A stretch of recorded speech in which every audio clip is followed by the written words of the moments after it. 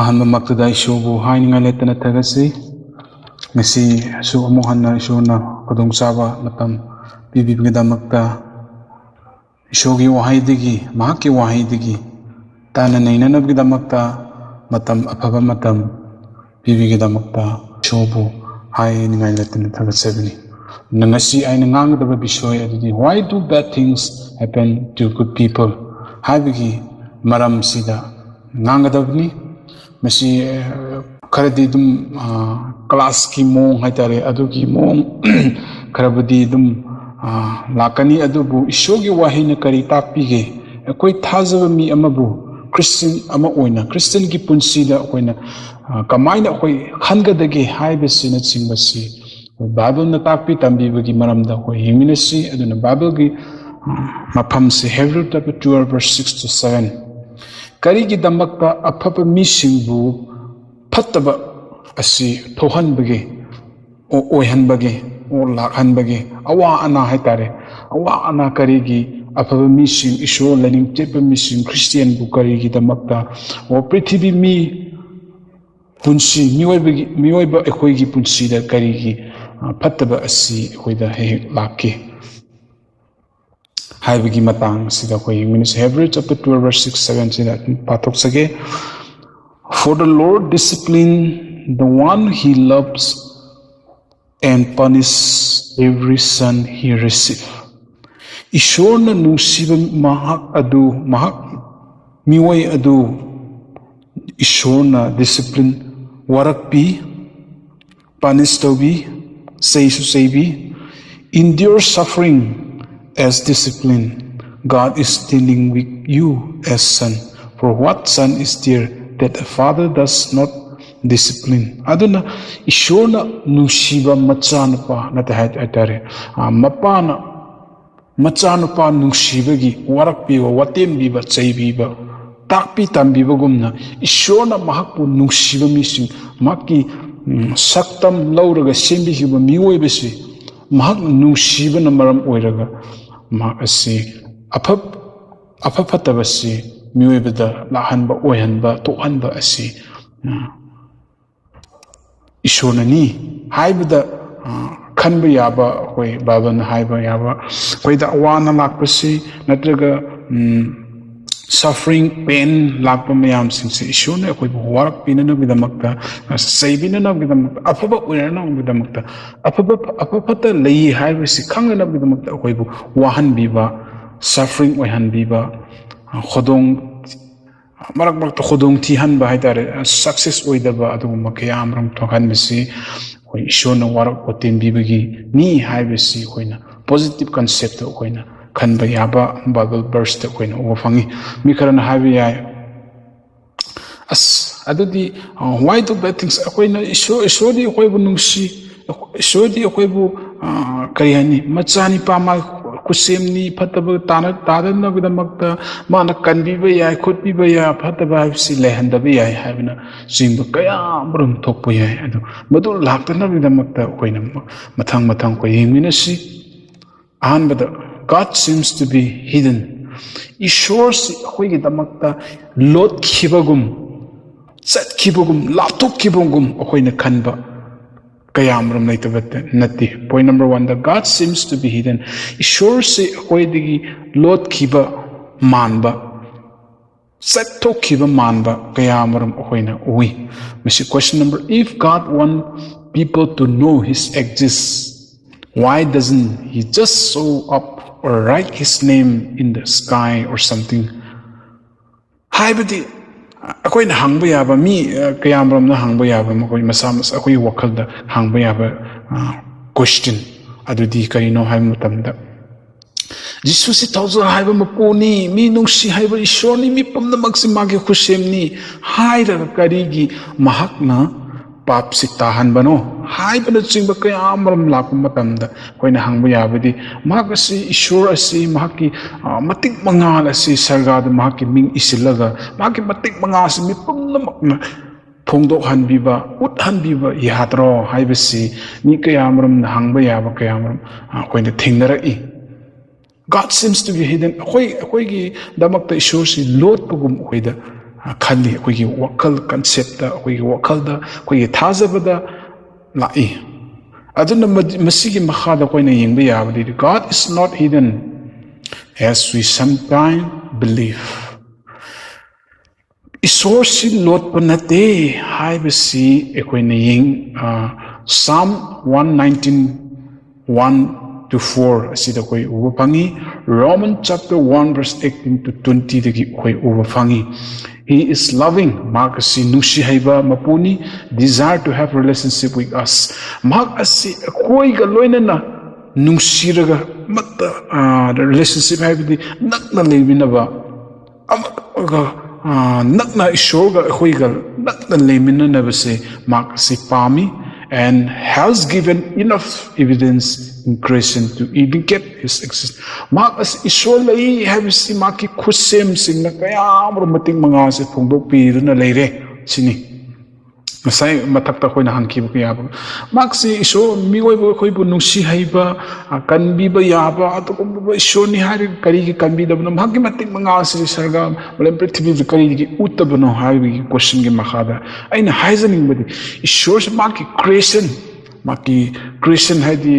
upan wapan ataga taibung pan prithvi pumna ang maki khusem ni aduna masi uraga akhoi si isho pu thagat ya isho si lai haibasi ilai na khangba yaba koida utpi khre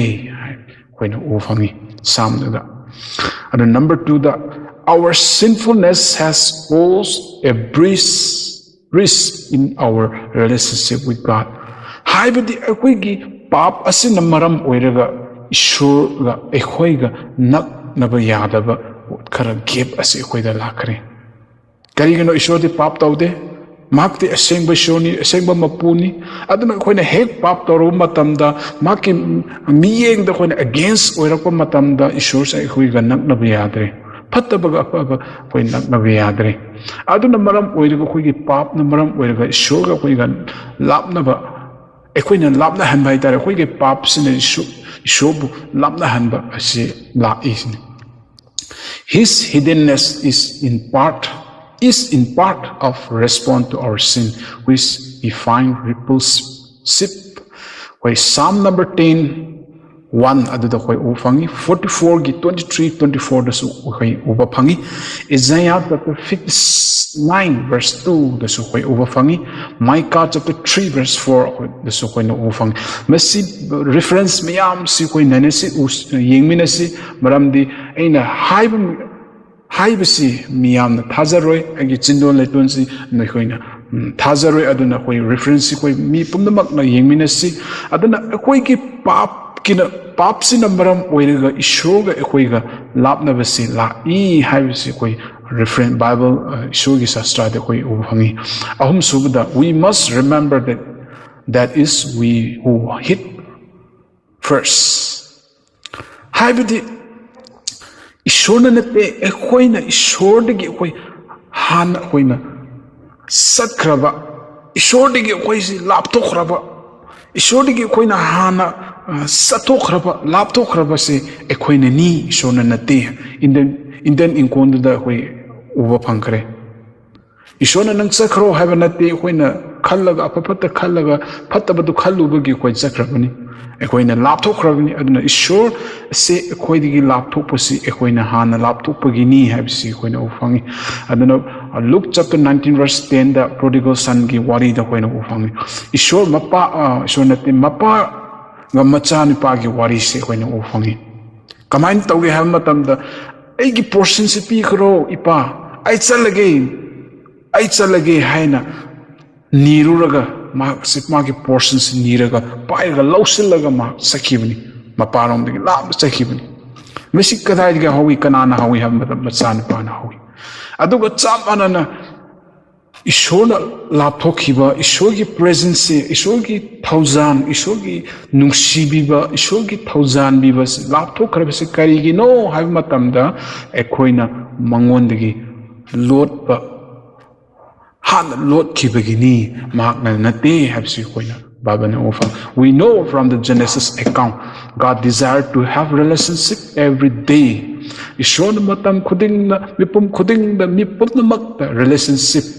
ꯄꯨꯟꯅ ꯂꯩꯃꯤꯟꯅꯕ ꯆꯥꯃꯤꯟꯅꯕ ꯕꯣꯔ ꯄꯤꯕꯤꯅꯕ ꯕꯣꯔ ꯍꯥꯞꯄꯤꯅꯅꯕꯒꯤꯗꯃꯛꯇ ꯃꯇꯝ ꯈꯨꯗꯤꯡꯗ available ꯑꯣꯏꯔꯒ ꯂꯩ ꯑꯗꯨꯕꯨ we go astray from him ꯑꯩꯈꯣꯏꯅ ꯃꯉꯣꯟꯗꯒꯤ ꯍꯥꯟꯅ ꯆꯠꯊꯣꯛꯈꯤꯕꯗꯒꯤ ꯑꯩꯈꯣꯏꯁꯤ ꯃꯗꯨꯒꯤ ꯈꯨꯗꯣꯡꯆꯥꯕ ꯄ꯭ꯔꯤꯚꯤꯂꯦꯖ ꯑꯣꯄꯣꯔꯆꯨꯅꯤꯇꯤꯁꯤ ꯑꯩꯈꯣꯏ ꯂꯥꯞꯊꯣꯛꯈ꯭ꯔꯕꯅꯤ ꯍꯥꯏꯕꯁꯤ ꯑꯩꯈꯣꯏꯅ ꯕꯥꯏꯕꯜꯗꯒꯤ ꯇꯁꯦꯡꯅ ꯑꯩꯈꯣꯏꯅ ꯎꯕ ꯐꯪꯉꯤ aduna marisubda we should be compelled to believe if God suddenly appeared to us or wrote his name in the sky akoina ishor si matik manga leiba nusi haiba thauzar haiba ishor ni kari gi utpi dabano haina khatlakpa matamda kari tawi we will be compelled to believe if God suddenly appeared to us ishor na koi utpi base uhanbase yamna koi kari hani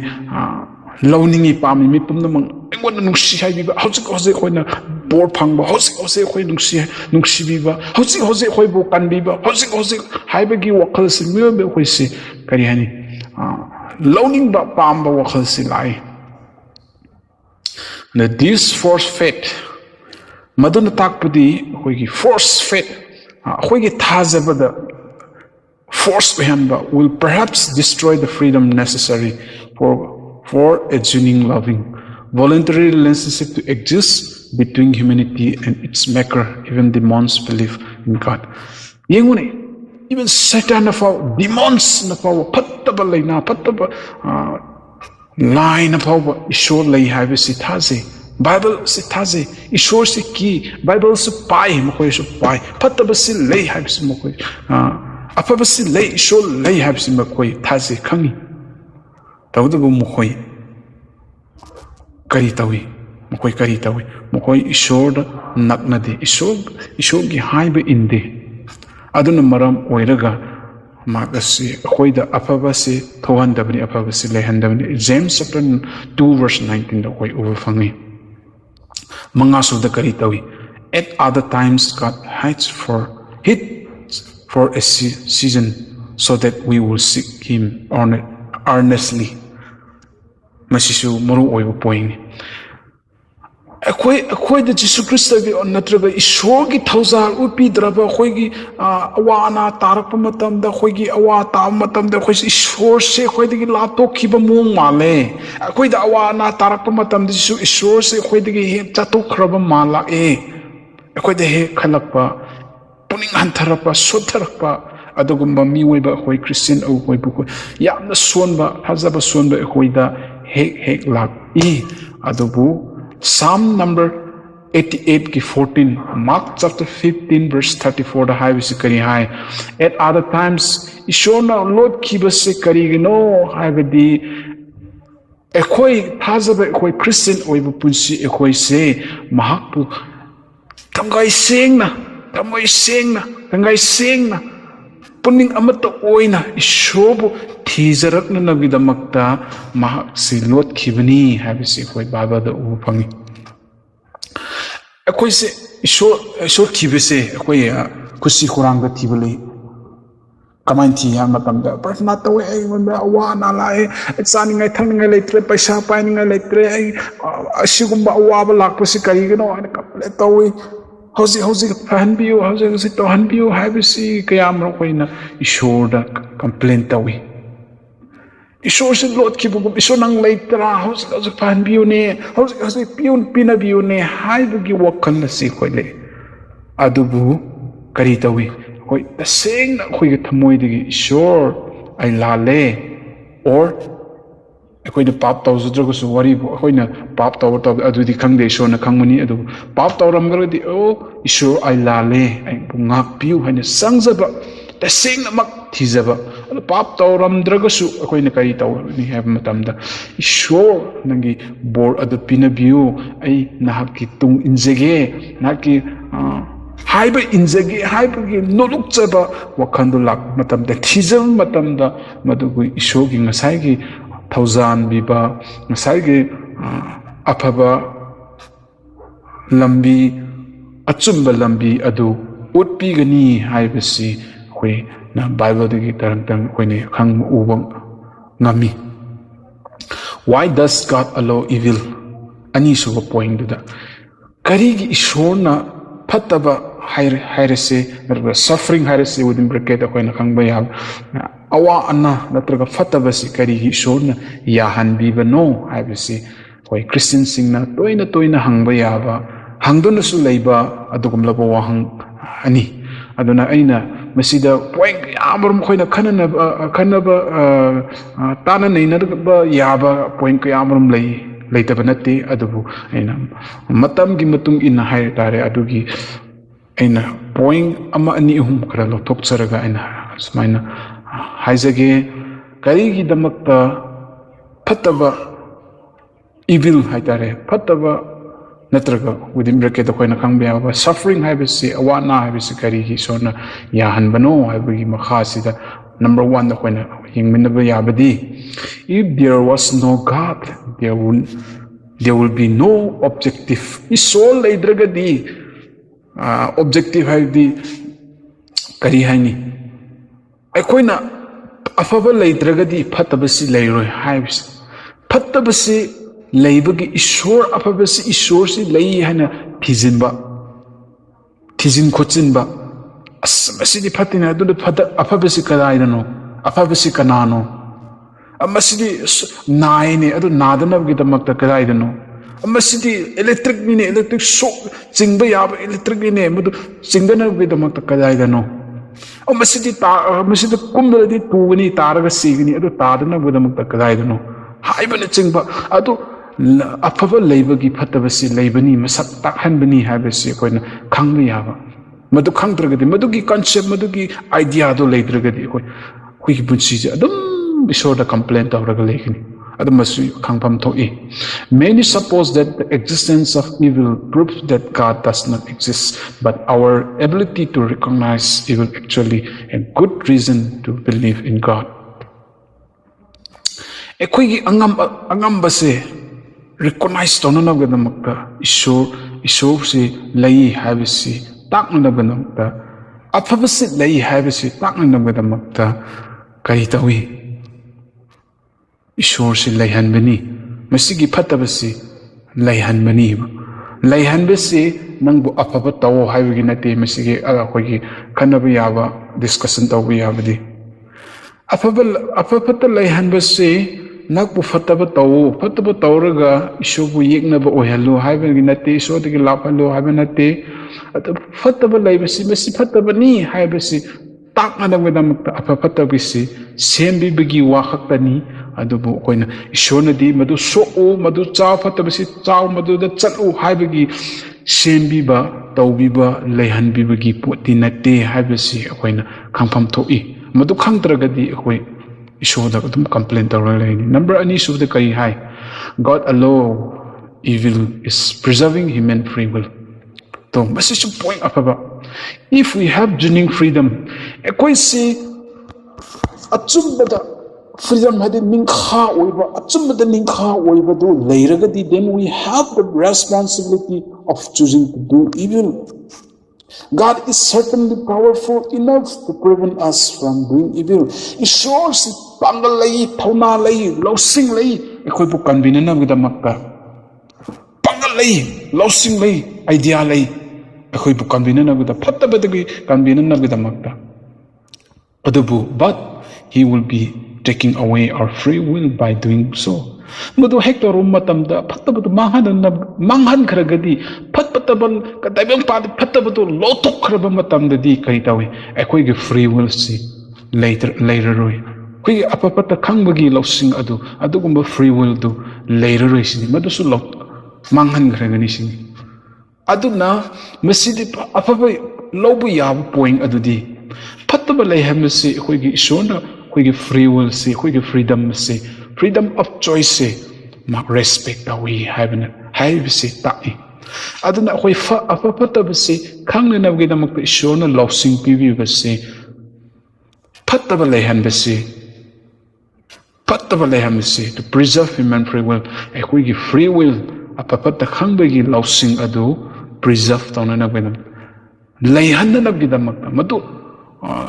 respect oina thamni apatabasi पोटसी suffering हाइब पोटसी लैहनबनी हाइबसी अखोइना खंगफम तोई मदु खंगद्रि फाउदी अखोइ ईश्वरबु कंप्लेन तौरगा लेगनी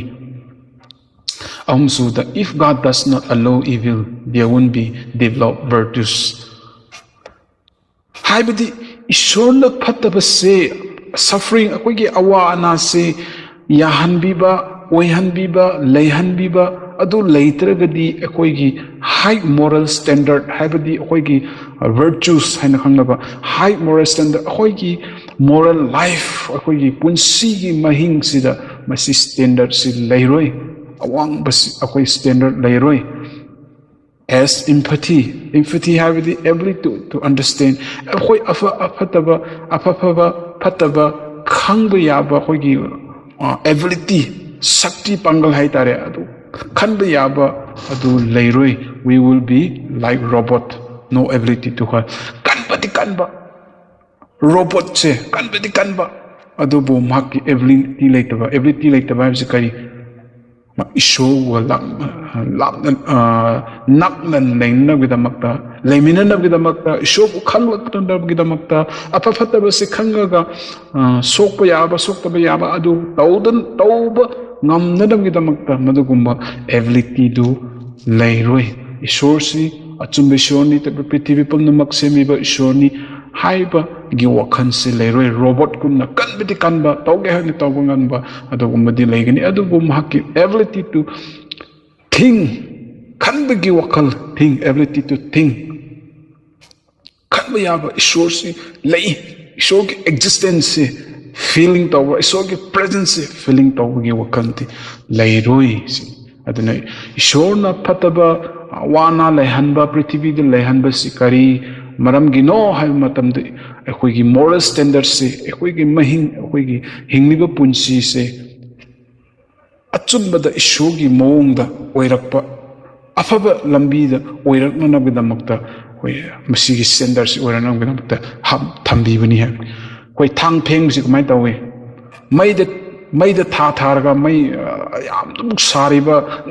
नंगना सारिबा मई दु द थम्मगा अदु अमुक हन्न सेमगा लापनी अदुगुमदना अखोइगी अफ मई से थांगे दमक्ता मई से थामदा मई से याम सागरब पोटनी याम फतब पोटनी करिगनो मई से मंगोंद मई थारगा तौरिबो याम साहलगा तौरि मई थांगदो वा थोकलमदि वा हाइब ngang वा ngang ngamlamगदि मानंग हाइरमगदबनि अस वारे अंगोंद ओइ हल्दिबो सि करिनो मी ओइ मिसि करि अंगोंद मई द तिगागा मई द थारगा अंगोंद थाकन सि मिसि करिनो हाइना कंप्लेन तौरमगदबनि नत्रो अदुबु मपुंग फाव ओइरना मिदमक मदु सेमबनि हाबसि कोइना उफंग अदुना नसाइगी इविल हाबगी पोट से इविल हाबगी पोटसक से इविल हाबगी मचक से इविल हाबगी मैसक से इविल हाबगी इविल हाबगी मी से करिगे लाइहनबनो हाबगी कोइना लास्ट कोइना येंगलक मतमददी नसाइगी कोइगी अफबदु कोइगी अफबगी स्टैंडर्ड हेन वंखलनबगिदमक हेन फजथरोपनबगिदमक हेन लांगनबगिदमक अखोइ पृथ्वीदा ताइबुंगपानदा ईश्वरना फतबसी सेमबिबनी थम्बिबनी हाइबसी अखोइना उफंगे अदुना कंक्लूजन दा कोना येंगलक मतमदा फतबसी अखोइ अदुम कंप्लेन तौरग लेबसी करिगिनो अखोइगे पुंसीदा ईश्वर लेते अखोइ ईश्वर से अखोइदगी लापथोखरे एंगोंदा अवाना ताहलिबसी करिगिनो अदु लाहली अदाला हली अदु तौहली अखोइददी मिंगोंददी करि अवाना ताहंदे मिंगोंददी नुंगाय हली एंगोंददी करिगिनो हाइबा कंप्लेन से ईश्वर नोंदा लाई अखोइददी नसाइगी लाइरिबा ईश्वरना सेमबिबा यामना पॉजिटिव ओइबगी मोंगदा सेमबिबा नसाइगी हेब्रिउदा हाइबदो नंगोंदा चैबिगा ताकपि तंबिबसे अखोइना लौसिम ngamdaduna लेरगा हाकि वाहिद लौसिम ngamdraga अखोइना अदुम कंप्लेन तौरगा लेबगी वखलसे ईश्वरना पांदे अदुना ईश्वरना नसाइगी फतबसी ओइहनबा फतबा हाइसे लैहनबसी करिगिनो हाइना अखोइना यंगमतो ईश्वरसे लई हाइबसी ingamba mapu ईश्वर लई हाइबसी खंगनबगदमता लैहनबनी ꯑꯩꯈꯣꯏꯒꯤ ꯐ꯭ꯔꯤ ꯋꯤꯜ ꯑꯐ-ꯐꯠꯇ ꯈꯟꯕꯒꯤ ꯈꯪꯕ ꯌꯥꯕ ꯂꯧꯁꯤꯡ ꯑꯗꯨ ꯏꯁꯣꯔꯅ ꯔꯦꯁꯄꯦꯛ ꯑꯣꯏꯕ ꯑꯗꯨ ꯄ꯭ꯔꯤꯖꯔꯕ ꯇꯧꯅꯅꯕꯒꯤꯗꯃꯛꯇ ꯃꯗꯨ ꯂꯩꯍꯟꯕꯅꯤ ꯑꯃꯁꯨꯕꯗ ꯑꯩꯈꯣꯏꯒꯤ ꯍꯥꯏ ꯃꯣꯔꯦꯜ ꯁ꯭ꯇꯦꯟꯗꯔꯠ ꯑꯩꯈꯣꯏꯒꯤ ꯏꯁꯣꯔ ꯑꯣꯏꯔꯛꯄ ꯉꯝꯅꯅꯕꯒꯤꯗꯃꯛ ꯑꯩꯈꯣꯏꯒꯤ ꯄꯨꯟꯁꯤꯁꯦ ꯍꯦꯟꯅ ꯍꯦꯟꯅ ꯂꯥꯡꯂꯛꯅꯕꯒꯤꯗꯃꯛꯇ ꯐꯖꯊꯣꯔꯛꯅꯕꯒꯤꯗꯃꯛꯇ ꯐꯠꯇꯕꯁꯤ ꯂꯩꯍꯟꯕꯅꯤ ꯑꯅꯥꯕ ꯍꯥꯏꯕꯁꯤ ꯆꯩꯅꯥꯈꯣꯜ ꯍꯥꯏꯕꯁꯤ ꯂꯩꯍꯟꯕꯅꯤ ꯍꯥꯏꯕꯁꯤ ꯑꯩꯈꯣꯏꯅ ꯎꯕ ꯐꯪꯉꯤ ꯑꯗꯨꯅ ꯑꯩꯈꯣꯏ ꯑꯊꯦꯝꯕ ꯂꯩ ꯐꯠꯇꯕ ꯂꯩ ꯍꯥꯏꯗꯨꯅ ꯑꯩꯈꯣꯏꯒꯤ ꯄꯨꯟꯁꯤꯗ ꯗꯤꯁꯇ꯭ꯔꯣꯏ ꯇꯧꯍꯟꯕ ꯃꯥꯡꯍꯟꯕ ꯑꯩꯈꯣꯏꯒꯤ ꯄꯨꯟꯁꯤꯗ ꯕꯦꯛꯁ꯭ꯂꯥꯏꯠ ꯑꯣꯏꯍꯟꯕ ꯐꯠꯇꯕꯁꯤꯅ ꯑꯩꯈꯣꯏꯒꯤ ꯄꯨꯟꯁꯤꯗ ꯗꯤꯁꯀꯣꯔꯦꯖ ꯑꯣꯏꯍꯟꯕ ꯑꯗꯨ ꯑꯣꯏꯍꯟꯂꯨꯁꯤ ꯑꯗꯨꯕꯨ ꯐꯠꯇꯕꯁꯤꯅ ꯑꯩꯈꯣꯏꯒꯤ ꯁ꯭ꯇꯦꯞ ꯑꯣꯏꯍꯜꯂꯒ ꯉꯁꯥꯏꯒꯤ ꯃꯩꯗ ꯇꯤꯒ ꯊꯥꯡꯁꯦ ꯃꯩꯗ ꯇꯤꯒ ꯁꯦꯝꯔꯒ ꯐꯖꯕ ꯑꯣꯏꯔꯛꯄꯒꯨꯝꯅ ꯑꯩꯈꯣꯏꯒꯤ ꯄꯨꯟꯁꯤꯁꯦ ꯃꯗꯨꯅ ꯁꯤꯖꯤꯟꯅꯔꯒ ꯑꯩꯈꯣꯏꯒꯤ ꯄꯨꯟꯁꯤꯁꯦ ꯍꯦꯟꯅ ꯂꯥꯡꯂꯛꯅꯕꯒꯤꯗꯃꯛꯇ ꯍꯦꯟꯅ ꯏꯁꯣꯔꯒꯤ ꯃꯑꯣꯡꯁꯦ ꯃꯥꯜꯂꯛꯅꯕꯒꯤꯗꯃꯛꯇ ꯂꯩꯍꯟꯕꯅꯤ ꯍꯥꯏꯕꯁꯤ ꯑꯩꯈꯣই ꯂꯧꯁꯤ ꯍꯥꯏꯕꯁꯤ ꯄꯣꯖꯤꯇꯤꯚꯇ ꯑꯩꯈꯣই ꯌꯦꯡꯁꯤ ꯑꯗꯨꯅ ꯐꯠꯇꯕꯁꯤ ꯉꯁꯥꯏꯒꯤ ꯏꯁꯣꯔꯅ ꯐꯠꯇꯕ ꯃꯁꯤ ꯄꯣꯖꯤꯇꯤꯚꯅꯤ ꯅꯦꯒꯦꯇꯤꯚꯅꯤ ꯍꯥꯏꯅ ꯁꯦꯝꯕꯤꯕ ꯄꯣꯠ ꯑꯅꯤꯁꯦ ꯃꯁꯤꯗꯤ ꯄꯥꯏꯔꯅꯨ ꯐꯠꯇꯕꯅꯤ ꯃꯁꯤꯗꯤ ꯆꯥꯔꯅꯨ ꯑꯐꯕꯅꯤ ꯐꯠꯇꯕꯅꯤ ꯍꯥꯏꯅ ꯑꯅꯤꯁꯤ ꯁꯦꯝꯕꯅ ꯄꯣꯖꯤꯇꯤꯚ ꯅꯦꯒꯦꯇꯤꯚ ꯉꯁꯥꯏꯒꯤ ꯃꯩꯒꯤ ꯑꯣꯏꯔꯗꯣ ꯄꯣꯖꯤꯇꯤꯚ ꯅꯦꯒꯦꯇꯤꯚ ꯁꯦꯝꯕꯤꯕ ꯑꯣꯏꯔꯁꯦ ꯃꯗꯨꯒꯨꯝꯅ ꯏꯁꯣꯔꯅ ꯁꯦꯝꯕꯤꯕꯁꯤ ꯈꯪꯅꯅꯕꯒꯤꯗꯃꯛ ꯀꯔꯤꯅꯣ ꯑꯃꯗꯤ ꯂꯩ ꯍꯥꯏꯕꯁꯤ ꯈꯪꯅꯅꯕꯒꯤꯗꯃꯛ ꯄꯣꯖꯤꯇꯤꯚ ꯅꯦꯒꯦꯇꯤꯚꯁꯤ ꯂꯩꯍꯟꯕꯅꯤ ꯍꯥꯏꯕꯁꯤ ꯑꯩꯈꯣꯏ ꯈꯪꯁꯤ ꯑꯩꯈꯣꯏ ꯀꯝꯄ꯭ꯂꯦꯟ ꯇꯧꯔꯒꯁꯤ ꯑꯩꯈꯣꯏ ꯄ꯭ꯔꯤꯊꯤꯕꯤꯗ ꯂꯩꯔꯤꯡꯈꯩꯗꯤ ꯑꯩꯈꯣꯏ ꯒ꯭ꯂꯣꯔꯤꯐꯥꯏ ꯅ꯭ꯌꯨ ꯍꯦꯚꯦꯟ ꯅ꯭ꯌꯨ ꯑꯥꯔꯠ ꯑꯅꯧꯕ ꯁꯔꯒ ꯑꯅꯧꯕ ꯂꯩꯄꯥꯛ ꯑꯗꯨ ꯑꯣꯏꯗ꯭ꯔꯤ ꯐꯥꯎꯕꯗꯤ ꯃꯁꯤ ꯇꯥꯏꯕꯪꯄꯥꯟ ꯄ꯭ꯔꯤꯊꯤꯕꯤ ꯄꯨꯝꯅꯃꯛ ꯗ ꯂꯩꯔꯤꯡꯈꯩꯗꯤ ꯑꯩꯈꯣꯏꯒꯤ ꯑꯋꯥ ꯑꯅꯥ ꯊꯦꯡꯅꯔꯛꯀꯅꯤ ꯄꯦꯟ ꯍꯥꯏꯕ ꯊꯦꯡꯅꯔꯛꯀꯅꯤ ꯆꯩꯅꯥ ꯊꯦꯡꯅꯔꯛꯀꯅꯤ ꯐꯠꯇꯕꯁꯤ ꯊꯦꯡꯅꯔꯛꯀani ꯁꯛꯁꯦꯁ ꯍꯥꯏꯕꯁꯤ ꯊꯦꯡꯅꯔꯛꯀani ꯐꯦꯂꯔ ꯍꯥꯏꯕꯁꯤ ꯊꯦꯡꯅꯔꯛꯀani ꯃꯁꯤ ꯃꯌꯥꯝꯁꯤꯡꯁꯤ ꯑꯩꯈꯣꯏ ꯑꯦꯛꯁꯦꯞ ꯇꯧꯔꯦ ꯍꯥꯏꯔꯒ ꯉꯁꯥꯏꯒꯤ ꯍꯥꯏꯈꯤꯕꯒꯨꯝꯅ ꯃꯁꯤ ꯑꯗꯨ ꯑꯣꯏꯅꯅꯕꯒꯤꯗꯃꯛꯇꯅꯤ ꯃꯁꯤ ꯑꯣꯏꯅꯅꯕꯒꯤꯗꯃꯛꯇꯅꯤ ꯍꯥꯏꯕꯁꯤꯒꯤ ꯋꯥꯈꯜꯗ ꯈꯜꯂꯦ ꯍꯥꯏꯔꯒ ꯑꯩꯈꯣꯏ ꯂꯩꯁꯤ ꯑꯗꯨꯅ ꯉꯁꯥꯏꯒꯤ ꯃꯊꯛꯇ ꯑꯩꯈꯣꯏꯅ ꯍꯥꯏꯈꯤꯕ ꯏꯁꯣꯔꯁꯤ ꯑꯩꯈꯣꯏꯗ ꯂꯣꯠꯄ ꯅꯠꯇꯦ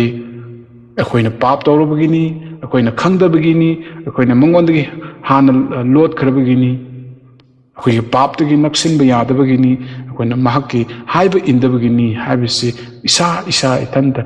ꯈꯜꯂꯒ ꯈꯪꯉꯒ ꯑꯩꯈꯣꯏ ꯉꯁꯥꯏꯒꯤ ꯏꯚꯤꯜ ꯂꯩꯍꯟꯕꯒꯤ ꯑꯥꯔꯊ ꯂꯩꯍꯟꯕꯒꯤ ꯃꯤꯅꯤꯡ ꯑꯗꯨ ꯈꯪꯉꯤ ꯍꯥꯏꯔꯒ ꯑꯩꯈꯣꯏ ꯂꯩꯔꯒꯗꯤ ꯑꯩꯈꯣꯏꯒꯤ ꯄꯨꯟꯁꯤꯁꯦ ꯍꯦꯟꯅ ꯂꯥꯡꯂꯛꯄ ꯍꯦꯟꯅ ꯃꯄꯨꯡ ꯐꯥꯕ ꯍꯦꯟꯅ ꯁꯛꯁꯦꯁꯐꯨꯜ ꯑꯣꯏꯕ ꯍꯦꯟꯅ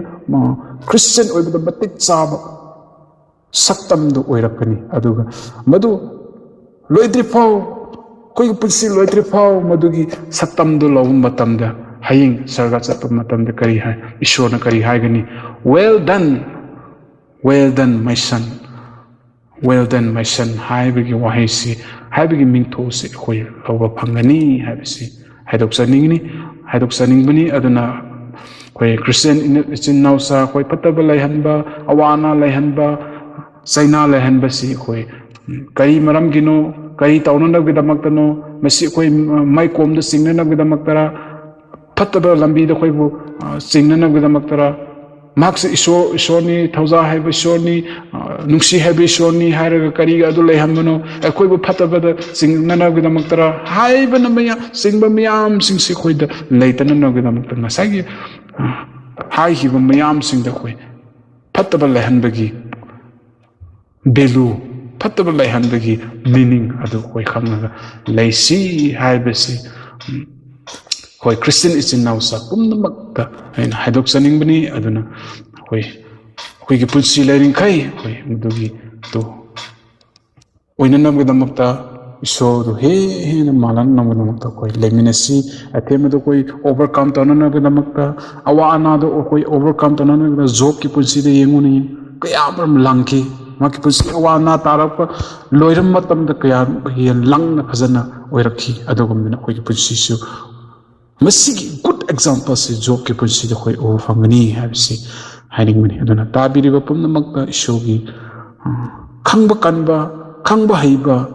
ꯑꯐ ꯐꯠꯇ ꯆꯨꯝꯕ ꯑꯆꯨꯝ ꯑꯔꯥꯟ ꯄꯣꯖꯤꯇꯤꯚ ꯅꯦꯒꯦꯇꯤꯚꯇꯨ ꯈꯪꯕ ꯍꯩꯕ ꯑꯗꯨꯒꯨꯝꯕ ꯂꯧꯁꯤꯡꯗꯨ ꯃꯤ ꯄꯨꯝꯅꯃꯛꯇ ꯄꯤꯅꯕꯤꯕ ꯑꯣꯏꯁꯅꯨ. Amen.